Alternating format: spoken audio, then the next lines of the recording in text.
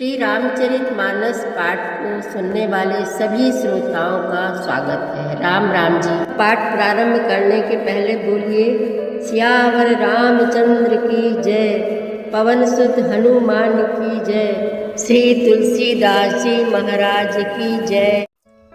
सुनि समुझहि जन मुदित मन, मज्जहि अति अनुराग, लहहि चारि फल अछत तनु, साधु समाज प्रयाग।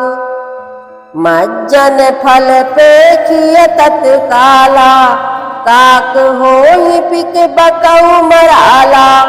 सुनिया चरज करे जन कोई, सतसंगति महिमा नहीं होई। वाल्मीकि नारद घट जोनी, निज निज मुखन कही निज होनी। जल चर थल चर नभ चर नाना, जे जड़ चेतन जीव जहाना। मति कीरति गति भूति भलाई, जब जेहि जतन जहाँ जेहि पाई। सो जानब सतसंग प्रभाऊ, लोकहु वेद न आन पाऊ। बिनु सतसंग विवेक न होई, राम कृपा बिनु सुलभ न सोई। सतसंगत मुद मंगल मूला, सोई फल सिद्धि सब साधन फूला। सठ सुध रही सतसंगति पाई, पारस परस कुधात सुहाई। विधि बस सुजन कुसंगत परही, फनि मनि सम निज गुण अनुसरही। विधि हरिहर कवि को विद्वानी, कहत साधु महिमा सकुचानी। सो मूसन कही जात न कैसे, साक बनिक मनि गुण गण जैसे।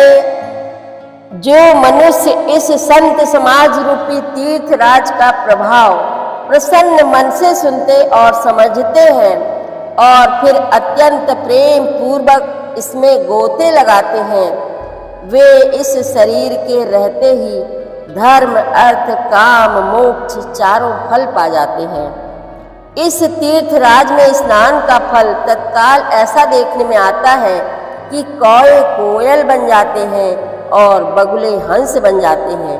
यह सुनकर कोई आश्चर्य न करे, क्योंकि सत्संग की महिमा छिपी नहीं है।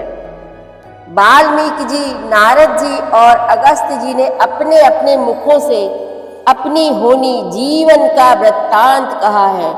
जल में रहने वाले, जमीन पर चलने वाले और आकाश में विचरने वाले नाना प्रकार के जड़ चेतन जितने जीव इस जगत में हैं, उनमें से जिसने जिस समय जहाँ कहीं भी जिस किसी यत्न से बुद्धि कीर्ति सद्गति विभूति ऐश्वर्य और भलाई पाई है, सो सब सत्संग का ही प्रभाव समझना चाहिए।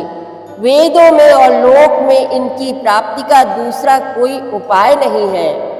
सत्संग के बिना विवेक नहीं होता, और श्री राम जी की कृपा के बिना वह सत्संग सहज में मिलता नहीं।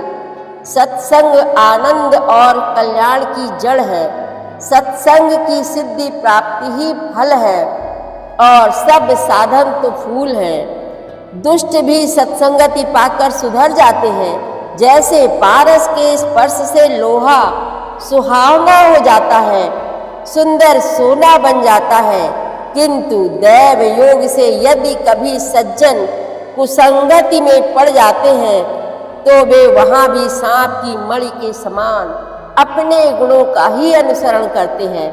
अर्थात जिस प्रकार सांप का संसर्ग पाकर भी मणि उसके विष को ग्रहण नहीं करती तथा अपने सहज गुण प्रकाश को नहीं छोड़ती, उसी प्रकार साधु पुरुष दुष्टों के संग में रहकर भी दूसरों को प्रकाश ही देते हैं। दुष्टों का उन पर कोई प्रभाव नहीं पड़ता।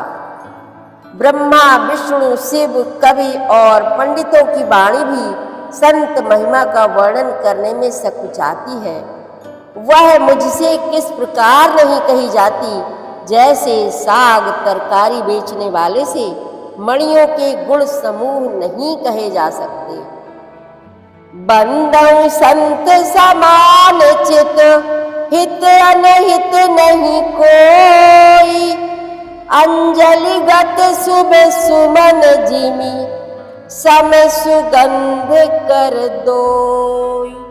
सियावर रामचंद्र की जय, पवन सुत हनुमान की जय, श्री तुलसीदास जी महाराज की जय। प्रतिदिन श्री रामचरितमानस पाठ में शामिल होने के लिए हमारे चैनल अपनी विरासत को सब्सक्राइब कर लीजिए और घंटी का बटन भी दबा दीजिए, जिससे रोज़ सुबह 7 बजे आपके मोबाइल में एक दोहा रामायण पाठ का आ जाएगा।